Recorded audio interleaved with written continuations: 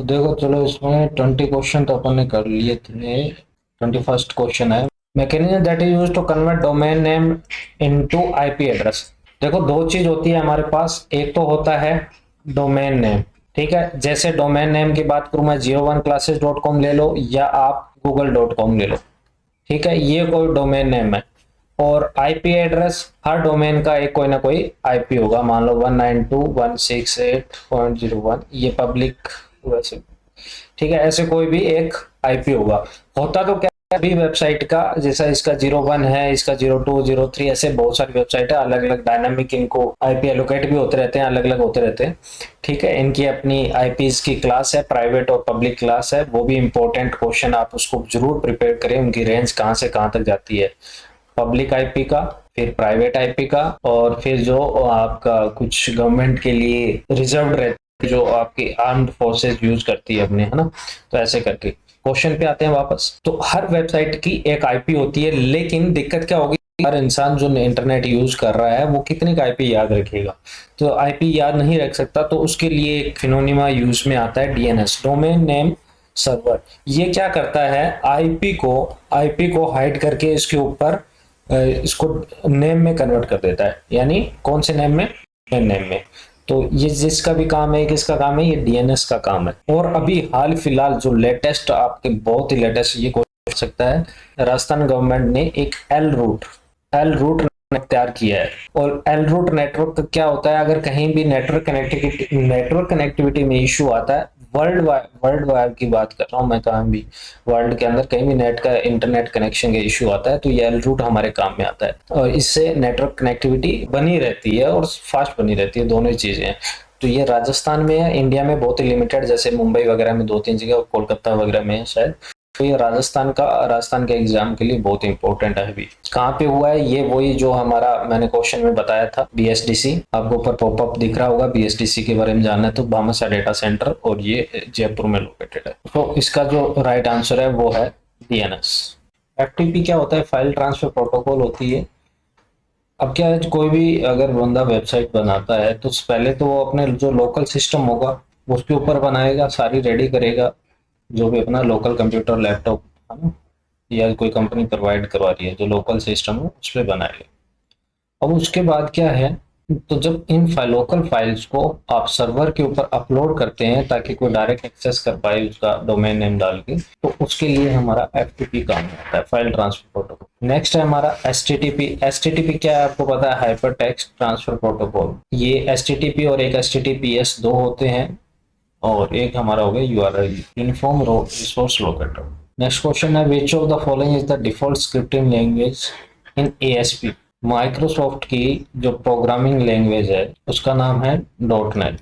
और जब भी डॉट नेट के अंदर कोई वेबसाइट बनती है उसका अगर आपने एक्सटेंशन देखा हो तो वो रहेगा ASPX। ठीक है, तो यानी जो डॉट के अंदर वेबसाइट बनी होती है उनके अंदर जो पेजेस रहते हैं वो ASP में बने होते हैं, एक्टिव सर्वर पेजेस। तो इस क्वेश्चन के अंदर पूछा गया है कि एएसपी की जो बाय डिफॉल्ट स्क्रिप्टिंग लैंग्वेज, और कौन सी स्क्रिप्टिंग लैंग्वेज, जैसे जावास्क्रिप्ट, जेक्यूरी वगैरह, वो सब स्क्रिप्टिंग लैंग्वेज है। तो ये पूछ रहा है एएसपी की स्क्रिप्टिंग लैंग्वेज कौन सी है। इसकी स्क्रिप्टिंग लैंग्वेज होती है वीबी स्क्रिप्ट। ये तो सर्वर साइड है, ये क्लाइंट साइड।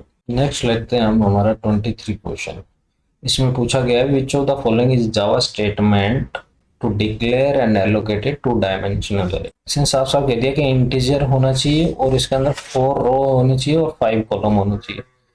तो सबसे पहले जब भी हम एरे लिखा जाता है तो जो पहला कॉलम आता है इसके अंदर हमेशा रो आती है, 2 डायमेंशनल एरे की बात कर रहे हैं, और सेकंड वाले के अंदर हमारा कॉलम आता है। तो क्वेश्चन के हिसाब से 4 एंड 5 होना चाहिए, 4 रो एंड 5 जैसा लिखा हो, 4-5। अब इसने 5-4 लिख रखा है तो थर्ड क्वेश्चन ये वैसे ही गया, और इसने भी 5-4 लिख रखा है, ये भी गया। ऑप्शन नंबर बच गया हमारे पास सेकंड एंड फोर्थ। सेकंड में क्या लिखा हुआ, इंट एरे, और ये ऐसा, और फोर्थ के अंदर भी सेम है, बस ये आगे का न्यू नहीं लगा हुआ। अब देखो इसका कंसेप्ट होता क्या है। सबसे पहले तो आपको इसका टाइप लिखना होता है, इंटीजर टाइप का है, इंटीजर लिख दिया। उसके बाद में अगर आप ऐसे लिखते हो और इंटीजर ए या AR वेरिएबल का नेम ले लिया, या दूसरा ऑप्शन हम लेते हैं इंटीजर, यहाँ पे हमने 2 डायमेंशनल एरे का ये लगा दिया, या हम ऐसे लिख देते हैं। पर इनमें जावा के अंदर क्या होता है, जावा के अंदर जो एरे होता है, एरे एक ऑब्जेक्ट के रूप में होता है, तो इसकी हमें जो साइज है वो साइज डिफाइन करनी पड़ती है। ठीक है, बिना साइज डिफाइन किए जावा के अंदर हम एरे यूज नहीं कर सकते जैसा सी के अंदर कर सकते हैं। तो वो कोई हमारे लिए बड़ा इश्यू नहीं है, क्योंकि इसने दे रखा है 4 रोज एंड 5 कॉलम। तो ये तीनों कंडीशन के अंदर हमारा सही काम करेगा। अब क्वेश्चन के अंदर अगर आप ध्यान से देखेंगे तो इसने लिखा है डिक्लेयर, जो ये हमने इतना ये पोर्शन लिखा है ये यहाँ पे डिक्लेयर हो गया। इसके बाद में ये कह रहा है इसको एलोकेट करना है, एलोकेट यानी मेमोरी एलोकेट करनी। मेमोरी एलोकेट करने के लिए मैंने बताया था न्यू कीवर्ड में लेते हैं, और अगर मेमोरी छुड़वानी हो तो डिलीट कीवर्ड यूज में लेते हैं। तो अगर फोर्थ के अंदर देखेंगे यहाँ पे न्यू कीवर्ड यूज ही नहीं हुआ, तो ये यहाँ से एलिमिनेट हो गया, डायरेक्ट सेकंड बच गया। अब यहाँ से भी कर सकते हैं। और अगर इसको जब करना हो तो कंप्लीट करके ना साइज ना देके किसी एक के अंदर इक्वल्स टू न्यू, फिर इसका टाइप और जो ये साइज आ गई 4 5 जैसा कि सेकंड में लिखा हुआ है। This is the right answer. Next question है व्हाट इज द ईओक्यू। इसकी फुल फॉर्म पूछी है, ये होती है economic order quantity. Next question on which of the following storage media storage of information है ऑर्गेनाइज्ड सिंगल कॉन्टिन्यूशियल स्पाइरल ग्रुप। बहुत अच्छा और बहुत सिंपल सा क्वेश्चन। हमारे स्टोरेज मीडिया पूछा है, पहले तो चेक कर लो। हार्ड डिस्क स्टोरेज मीडिया होती है, फ्लॉपी डिस्क होती है, सीडी रोम, रैम, और ठीक है। तो रैम तो आप वैसे ही काट दो, क्योंकि रैम का तो अलग कंसेप्ट है, ये हमारा सेकेंडरी स्टोरेज नहीं होती है। यहाँ पे जब स्टोरेज की बात हो रही है तो सेकेंडरी स्टोरेज की बात हो रही है, तो रैम तो वैसे गया। हमारा बच गया hard disk, floppy disk and CD ROM. अब इसने कहा है storage on information organized as a single continuous spiral group. एक तो होनी चाहिए कंटिन्यूस होनी चाहिए, दूसरा स्पाइरल होनी चाहिए, ये स्पाइरल होती है। थर्ड होता है जो ग्रूव होनी चाहिए। ग्रूव मतलब क्या होता है, इनके ऊपर हल्की हल्की लाइनिंग से मतलब फिजिकली डिम्पल जिसको बोलते हैं वो होने चाहिए। हार्ड डिस्क है जो हमारा स्टोर करता है डेटा 0 1 के रूप में। फ्लॉपी डिस्क है वही डायनामिक हमारा 0 1 के रूप में। लेकिन जो सीडी रोम है इसकी जो स्टोरेज होती है ये स्पाइरल भी होती है, ये कंटिन्यूस होती है, और ये ग्रुप भी होती है। तो राइट आंसर जो हो गया हमारा वो सीडी रोम हो जाएगा।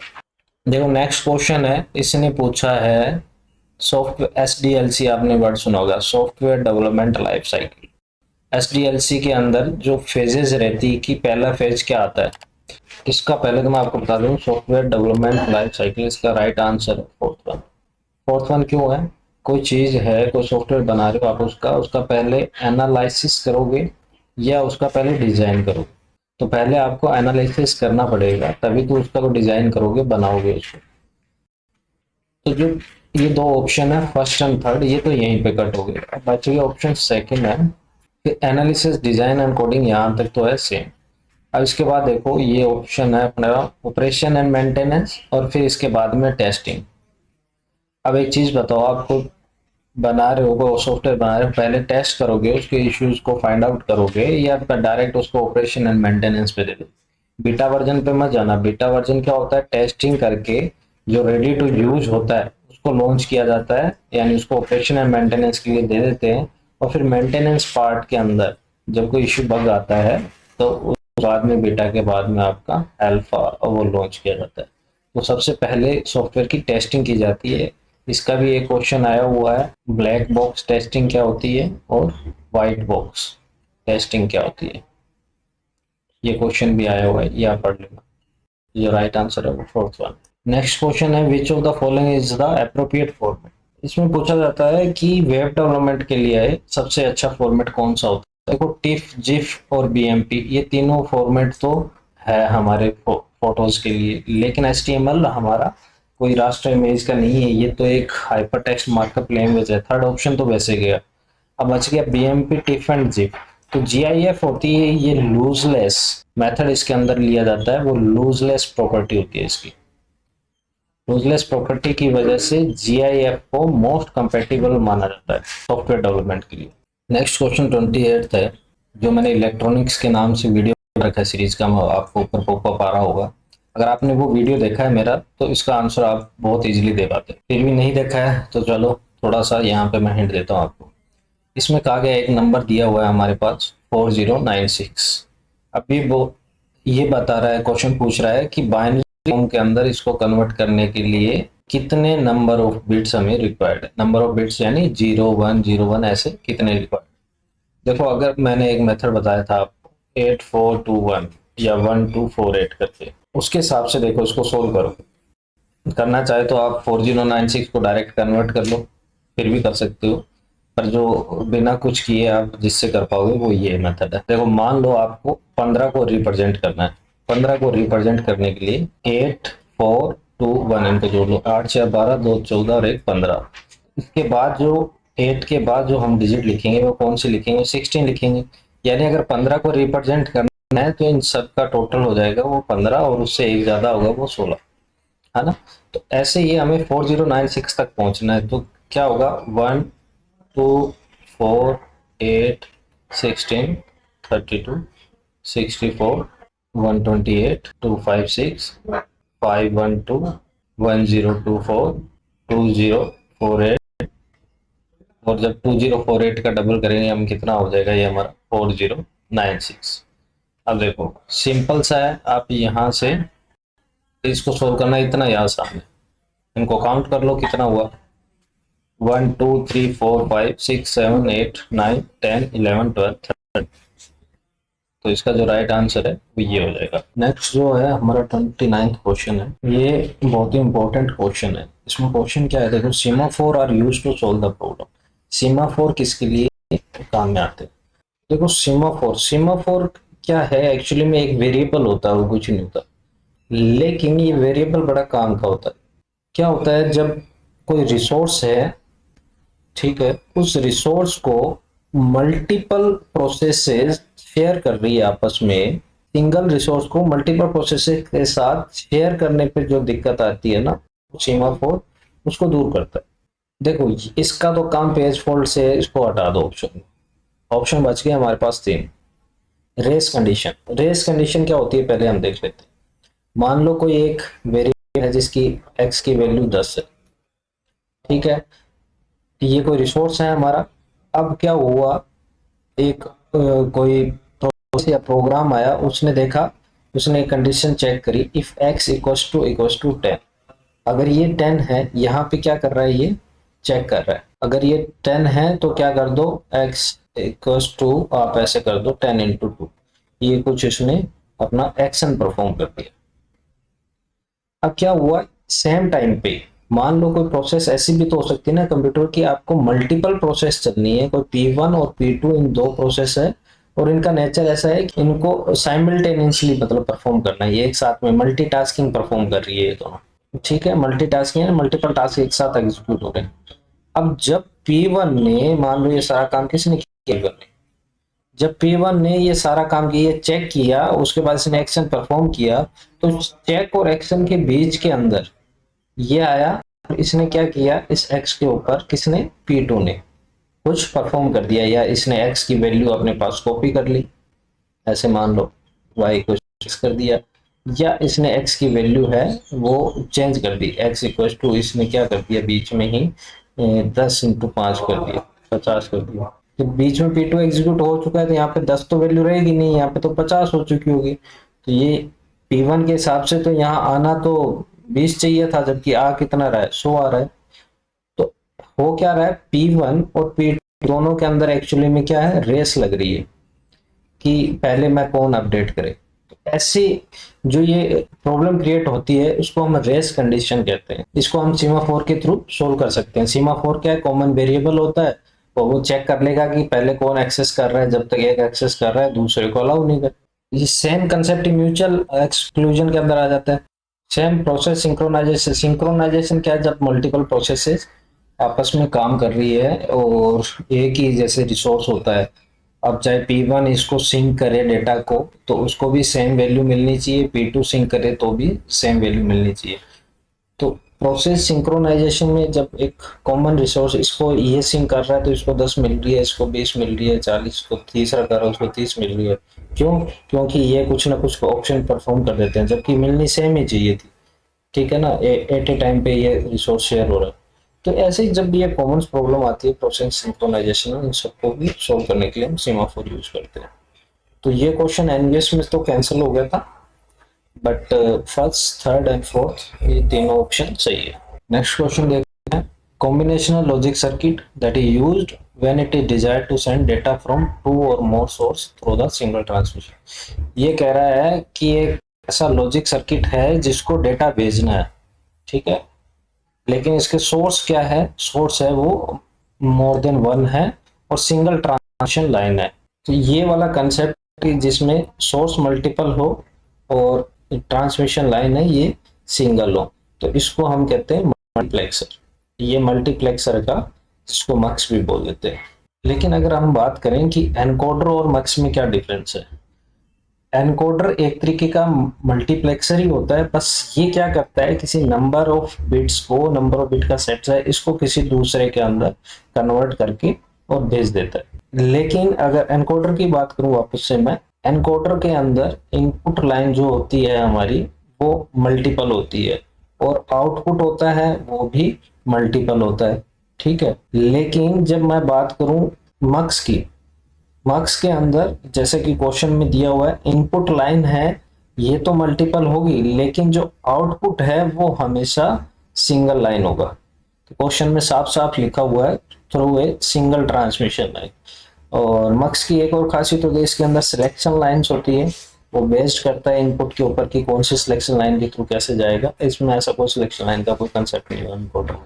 तो एनकोडर और डिकोडर एक दूसरे के विपरीत हो गए, तो ये ऑप्शन तो वैसे खत्म हो जाएगा।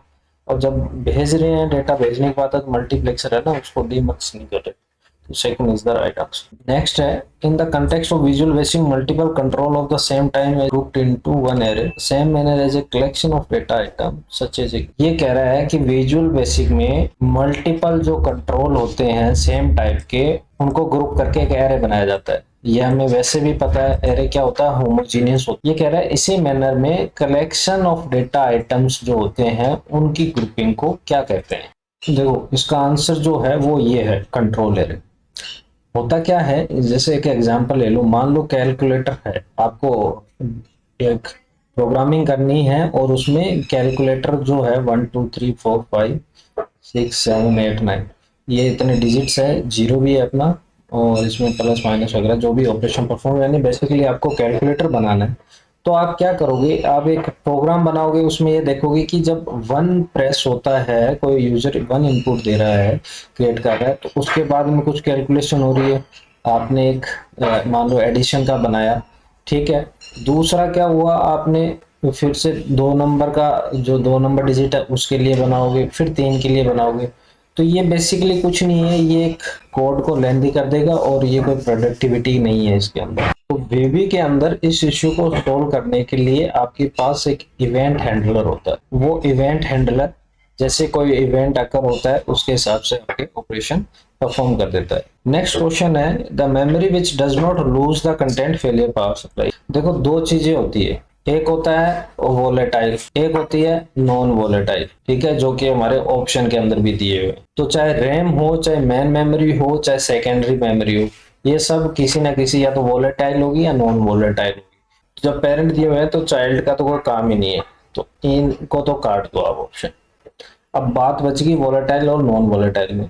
देखो वोलेटाइल का मतलब आप ऐसे समझो जो डिलीट हो सकती है, नॉन वोलेटाइल जो डिलीट नहीं हो सकती। और इसने यही पूछा है, failure power supply is known as does not lose, यानी जो डिलीट ना हो, लाइट चली जाने भी, तो उसको कहते हैं नॉन वोलेटाइल। जैसे फॉर एग्जांपल बात कर ले रोम, ठीक है, रोम अगर आपको नहीं पता, रीड ओनली मेमोरी नाम से ही पता चल रहा है वैसे भी।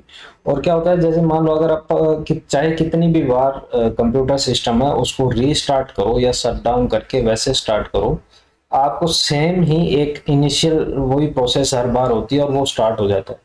तो वो कहीं ना कहीं उसकी मेमोरी के अंदर वो फर्स्ट इनिशियलाइजेशन हुआ पड़ा है कि आपको फर्स्ट ये टास्क परफॉर्म करना है, और वहां से अपना पूरा सिस्टम स्टार्ट हो जाता है। अगर वो स्टार्टिंग पॉइंट, इनिशियल पॉइंट कहीं से छूट जाएगा तो पावर सप्लाई मिलते ही कंप्यूटर कभी स्टार्ट हो पाएगा? कभी नहीं हो पाएगा। जो हमारा ये रहता है वो रोम के अंदर रहता है। सेकंड जो आपके रहेगी, सेकेंडरी मेमोरी ले लो जितनी भी। सेकेंडरी मेमोरी कौन सी होती है? जैसे अपनी हार्ड डिस्क होगी, और आज के टाइम एसएसडी भी आ रही है, सॉलिड स्टेट ड्राइव। ठीक है, इसका भी क्वेश्चन आ सकता है। ये लगभग 10 गुना फास्ट होती है हार्ड डिस्क से, महंगी भी है लेकिन। तो ये, या आपके पेन ड्राइव वगैरह होगी, तो इनको क्या कह देते हैं हम? फ्लैश ड्राइव बोल देते हैं, या एसडी कार्ड वगैरह हो गए। इनके अंदर क्या रहता है? हमारा डेटा एनी टाइम स्टोर रहता है। ये सेकेंडरी डिवाइसेस, चाहे लाइट रहे चाहे नहीं रहे। तो इन डिवाइसेस को, इनको हम क्या बोलते हैं? ये हमारी नॉन वोलेटाइल हो जाती है। नॉन वोलेटाइल मतलब लाइट या पावर सप्लाई जाने पे वो डिलीट नहीं होगी, बाद में अगर हम करना चाहे तब तो डिलीट हो ही सकती है। Next question, when as ASP.NET file is placed on IIS server and view through a browser the resulting HTML page content. देखो, इसका क्वेश्चन समझाता हूँ आपको। IIS क्या है? ये माइक्रोसॉफ्ट आपका लोकल पे सर्वर देता है। जैसे अगर किसी ने PHP वगैरह पे काम किया है तो उन्होंने एग्जाम का नाम सुना होगा। तो ऐसे ही अगर आपको डॉटनेट की फाइल्स लोकल सर्वर पे चलानी है तो IIS सर्वर पे वो रन होती है। वो हर विंडो सिस्टम में रहता है। बाय डिफॉल्ट ऑप्शन डिसेबल होता है, आप इसको इनेबल भी कर सकते हो। अब आते हैं क्वेश्चन पे। ये कह रहा है कि जब IIS सर्वर के ऊपर डॉटनेट की फाइल, ठीक है, इसको फाइल को रन किया जाता है, यानी ऐसा फाइल जिसके अंदर डॉटनेट का कोड लिखा होता है, और जब आप उसको ब्राउजर में लिखते हो तो जो रिजल्ट आता है वो HTML आता है। ये कंसेप्ट आप दिमाग में लगा लो, कोई सी भी लैंग्वेज हो, चाहे ब्राउजर पढ़ेगा, वो सिर्फ और सिर्फ उसको HTML समझ में आता है। सिंपल सा ये याद रखना। लेकिन ये हमें पता था, ये तो इसने बता दिया। अब ये पूछ रहा है कि जो HTML आएगा वो आपका क्या क्या आएगा उसके अंदर? सारा का सारा कोड HTML आएगा, या सिर्फ जो इसकी फाइल के अंदर कंटेंट है सिर्फ वो ही HTML में आएगा मान लो, या जो थर्ड पार्टी लाइब्रेरीज यूज आ रही है वो नहीं HTML में कन्वर्ट होगी। या ये कह रहा है कि थर्ड ऑप्शन में कि आपका थोड़ा सा डॉटनेट का कोड आएगा और थोड़ा सा HTML का कोड दिखेगा, या सारा का सारा डॉटनेट का दिखेगा। देखो, फोर्थ तो हो ही नहीं सकता, डॉटनेट का भी नहीं दिखेगा, ब्राउजर को HTML समझ में आता है। तो ये थोड़ा थोड़ा, ये भी कोई कंसेप्ट नहीं है कि थोड़ा उसका आ गया थोड़ा उसका आ गया, ये भी नहीं आएगा। और ये कह रहा है कि सिर्फ जो डॉटनेट का कोड है ना फाइल का, वो ही आएगा, अदर जो थर्ड लाइब्रेरीज है वो HTML में कन्वर्ट नहीं होगी, ऐसा नहीं है। तो इसका राइट आंसर है सारा का सारा कोड आपको HTML में ही दिखेगा। This is the right answer. Next question है, which of the following device understand the format and content of the data that translate message from one format to another. ये कह रहा है कि ये जो 4 डिवाइसेस दी हुई है, इनमें से कौन सी डिवाइस है जिसको ये पता होता है कि आने या जाने वाले डेटा का फॉर्मेट क्या है, क्या कंटेंट है, और उसको ट्रांसलेट करना है। इसका राइट आंसर है गेटवे। गेटवे बेसिकली जैसे पता है मल्टीपल NIC के बीच में अलग अलग टाइप के नेटवर्क को कनेक्ट करने के लिए बीच में एक पैसेज होता है। ठीक है, ये हमारा क्या होता है? गेटवे। जब गेटवे के अंदर चाहे डेटा आता है चाहे जाता है, ये अलग अलग नेटवर्क्स हो गए। इनफो चाहे आउटफ्लो हो, इसको डेटा का पता होता है, इसको रूट का पता होता है कि कौन से रूट पे जाएगा, और ये आपकी पैकेट स्विचिंग पे काम करता है। गेटवे बेसिकली इसका जो काम होता है, जो मल्टीपल अलग अलग टाइप के गेटवे, जो अलग अलग टाइप के नेटवर्क्स होते हैं उनके बीच में कंपैटिबिलिटी प्रोवाइड करना। ठीक है, अलग अलग टाइप के हैं तो इनके बीच में आपस में कम्युनिकेशन उसके। अगर किसी ऑफिस के अंदर सेम ही नेटवर्क पे मल्टीपल लैन लग रही है, लोकल एरिया नेटवर्क बोल देते हैं, उन लैन के ऊपर, सेम लैन के ऊपर गेटवे कभी काम नहीं आता, अदर नेटवर्क होना चाहिए तो ही काम आएगा। अब क्वेश्चन में आया है, इनको छोड़ नहीं सकते हम, स्विच, राउटर और हब को। जो स्विच होता है वो हमारा सेम नेटवर्क पे काम करता है, ठीक है, और जो डेटा को दूसरे डिवाइस के पास आपस में फॉरवर्ड करने के लिए यूज में आता है, और इसके लिए ये भी पैकेट स्विचिंग यूज में लेता है, और ये मैक एड्रेस के थ्रू, मैक एड्रेस से पहचान करके डेटा को ट्रांसफर करता है, और ये मल्टीपोर्ट स्विच होता है। OSI मॉडल 2 नंबर लेयर पे काम करता है। 2 नंबर लेयर यानी जो आपने पढ़ा होगा PDN टेस्पा बोलते हैं उसको, physical data link layer, network layer, transport, session, presentation and application, PDN टेस्पा। ये आपकी 7 लेयर्स होती है, 7 लेयर्स, किसमें? OSI मॉडल में। तो ये सेकंड लेयर पे काम करता है, यानी डेटा लिंक लेयर पे। कौन? स्विच। राउटर का बेसिकली का नाम जैसे आपको पता चल रहा है, ये इसका काम है रूट करना है डेटा को, कहाँ से कहाँ भेजना है। और जो रूट करने का काम है वो ऑब्वियसली आपकी थर्ड लेयर नेटवर्क लेयर पे काम आएगा, यानी ये थर्ड लेयर पे काम आता है। कौन? राउटर, यानी नेटवर्क लेयर पे। हब है जो आपका, ये आपका फर्स्ट लेयर पे काम करता है, फिजिकल लेयर पे। ये हब तो आपका क्या हो गया, ये ब्रॉडकास्टिंग, ब्रॉडकास्टिंग मेथड यूज में आता है हब में। राउटर है नेटवर्क पे है तो इसमें आईपी काम में आती है, और स्विच का मैंने बताया था इसमें मैक काम में आता है। हब और स्विच की अगर मैं बात करूं, हब क्या है, ये इंटेलिजेंट डिवाइस नहीं होती, ये डम होता है। इसको जो डेटा मिला ये रिपीट कर देगा, अगर जितने भी इससे नेटवर्क डिवाइसेज हैं, कनेक्टेड डिवाइसेज, ये सबको डेटा भेज देगा। कौन? हब। क्योंकि इसके पास ऐसा कोई रिसोर्स भी नहीं है। लेकिन जो स्विच है ना, स्विच के पास मैक एड्रेस रहता है। तो जैसे ही इसके पास कोई डेटा आता है, स्विच के पास कोई डेटा आया, तो उसके पास सभी डिवाइसेस का मैक एड्रेस रहता है। तो ये मैक एड्रेस को फिल्टर करके, जिसको अगर एक डिवाइस को भेजना है तो ए को ही डेटा भेज देगा, और अगर उसके अंदर डेस्टिनेशन बी का है तो बी को भेज देगा, हर किसी को नहीं भेजेगा। तो इसको स्विच जो होता है हमारा, ये स्मार्ट डिवाइस है। बाकी इस क्वेश्चन का आंसर जो है वो गेटवे। नेक्स्ट क्वेश्चन पे आते हैं। थ्रेड इज आल्सो कॉल्ड, ये बहुत बार एग्जाम में आ चुका है। थ्रेड होती है वो हमारी लाइट वेट प्रोसेस होती है, बहुत बार ये क्वेश्चन आया हुआ। The easiest method in flash to draw a heptagon is use. NVS में एक फ्लैश भी आपके सिलेबस में रहता है, तो इसका क्वेश्चन आया था कि आपको हेप्टागन जो ड्रॉ करना है तो उसके लिए आप क्या यूज करोगे। तो वो तो फंक्शन है इसका, अगर आपने यूज कर रखा हो तो आपको पता होगा। पॉलीस्टार टूल विद थर्ड ऑप्शन इसका करेक्ट है। बहुत ही प्यारा क्वेश्चन है ये आप माइक्रो प्रोसेसर का, अगर आपने बीटेक करी है तो आपके एक सब्जेक्ट लगता होगा माइक्रो प्रोसेसर 8085, उसका क्वेश्चन उसमें आपने जरूर पढ़ा होगा। इसमें ये एड्रेसिंग मोड 8085, ये अपने एड्रेसिंग मोड, ये 5 टाइप के एड्रेसिंग मोड्स होते हैं, तो इनमें से 4 दिया हुआ है। इसमें ये दिया हुआ है कि the addressing mode used in an instruction for the add from add X Y, ये कौन सा है। तो पहले हम इमीडिएट की बात कर लेते हैं। इमीडिएट के अंदर क्या होगा, अगर आपका ऐसे लिखा हुआ है MVI A40, तो इसका मतलब क्या हो गया, इमीडिएट के अंदर हमेशा जो आपका सोर्स रहेगा वो आपका डायरेक्ट डेटा रहेगा। ठीक है, इमीडिएट के अंदर आपका डायरेक्ट डेटा रहेगा। अगर जैसे मान लो अगर ऐसे लिखा होता एड बी, तो ये डायरेक्ट क्या आ रहा है, हमारा डेटा आ रहा है। डेटा होता तो ये हमारा इमीडिएट हो जाता। इस क्वेश्चन के अंदर एक्स वाई दोनों के दोनों क्या है, हमारे रजिस्टर दिए हुए हैं, तो फर्स्ट ऑप्शन तो होगा नहीं, ये हमारा क्रॉस हो जाएगा। इनडायरेक्ट एड्रेसिंग मोड का बात करेंगे तो इसमें जो हमारा ये जो डेटा रहता है ये अदर लोकेशन पे रहता है, और यहाँ पे ये क्या है, हमारा एड्रेस दिया हुआ है, और इस एड्रेस के ऊपर यानी इस लोकेशन के ऊपर हमारा कहीं ना कहीं जो डेटा पड़ा है उसको इसके साथ अटैच करना, ये डायरेक्ट नहीं होता, ये इनडायरेक्ट हो रहा है। ये मोस्टली बहुत सारी लाइब्रेरीज जो रन टाइम के अंदर यूज में आती है वहां यूज में लिया। नेक्स्ट जो है वो है हमारा, इसका जस्ट अपोजिट हो जाएगा इनडायरेक्ट का, डायरेक्ट एड्रेसिंग मोड। ठीक है, डायरेक्ट एड्रेसिंग मोड में क्या होता है कि डायरेक्ट आपके रजिस्टर में डेटा कॉपी होगा, डेटा आएगा।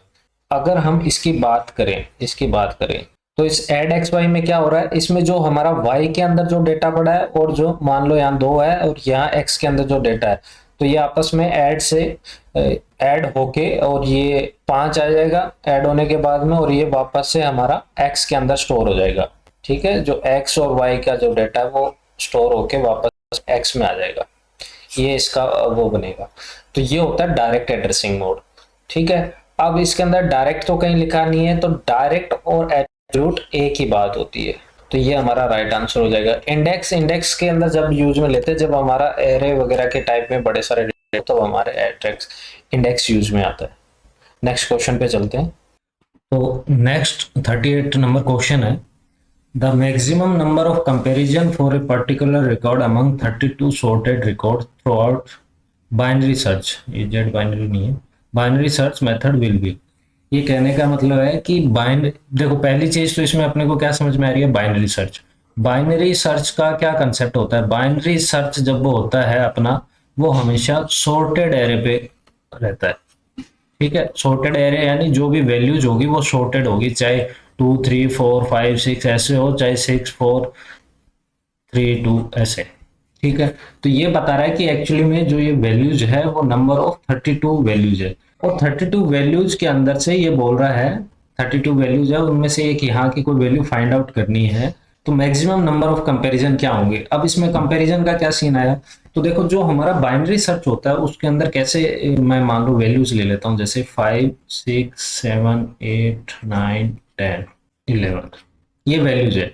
अब ये वैल्यूज एक एरे के अंदर गिवन है, अब मान लो अपने को सर्च करना है वो, और 10 सर्च करना है, तो सर्च करने के लिए बाइनरी सर्च में क्या होता है, सबसे पहले तो इनकी मिड वैल्यू, जो जितना एरे है उसका मिड निकाला जाता है, तो 0 1 0 से स्टार्ट हो, जो इंडेक्सिंग है एरे की वो हमेशा 0 से स्टार्ट होती है, 0 1 2 3 4 5 6, 0 से 6 टोटल 7 नंबर हो गए, तो मिड की जो वैल्यू है वो अपनी 8 आ गई। ठीक है, तो जो ये 10 है 10 को 8 से कंपेयर होगा, 10 इज ग्रेटर देन 8, 8 एक्चुअली इस बैलेंस पे जो वैल्यू होगी उसके साथ कंपैरिजन होगा। अगर ये वैल्यू बड़ी आ रही है, जो अपने को सर्च करने हैं, जो वैल्यू बड़ी आ रही है, तब तो क्या है, हम इस पोर्शन में सर्च करेंगे कंटिन्यू, और अगर ये वैल्यू छोटी होती, मान लो 1 होता, 8 से छोटा होता, तो हम इस पोर्शन में सर्च करते। अब फर्स्ट जो हमने सर्च किया उसके अंदर हमें पता चला 10 तो 8 से बड़ा है, तो यहां से लेके, क्योंकि ये सॉर्टेड है, तो इतने एरे के अंदर तो हमारा कोई काम ही नहीं है, इसमें वो वैल्यू मिलेगी नहीं, फाइंड आउट करेंगे कहाँ से लेके, तो आपके पास जो लोअर यानी जो पहली वैल्यू हो जाएगी इंडेक्स वैल्यू, तो ये वाली 0 हो जाएगी, ये 1 हो जाएगी, और ये 2 हो जाएगी, है ना, समझने के लिए बता रहा हूँ। फिर से अब मिड निकालेंगे, मिड क्या आया, 10 आ गया, अब 10 को सर्च करेंगे, 10 10 से मैच करके अच्छा फाइंड आउट हो गया, ऐसा होता है। तो ये तो छोटी सी वैल्यूज थी, 38 वैल्यूज होती तो भी ऐसे ही कंपैरिजन होते। तो जब बाइनरी के अंदर, बाइनरी सर्च में ऐसे कंपैरिजन करते हैं, तो इसमें अपने बेनिफिट क्या होता है कि जो ये एरे रहता है हमारा, ये ऑलरेडी सॉर्टेड होता है, सॉर्टेड एरे की वजह से हमारे पास कॉम्प्लेक्सिटी जो हम यूज करेंगे वो हमारे पास ये निकल के आ जाएगा है। ठीक है, तो इसको हम ऐसे लिख सकते हैं, log बेस 32। जब इसको हम सर्च करें, 32 क्यों आया, क्योंकि हमारे पास गिवन जो वैल्यूज है वो 32 है, तो इसको हम सोल्व करेंगे तो इसको 2 की पावर 5 आ जाएगी।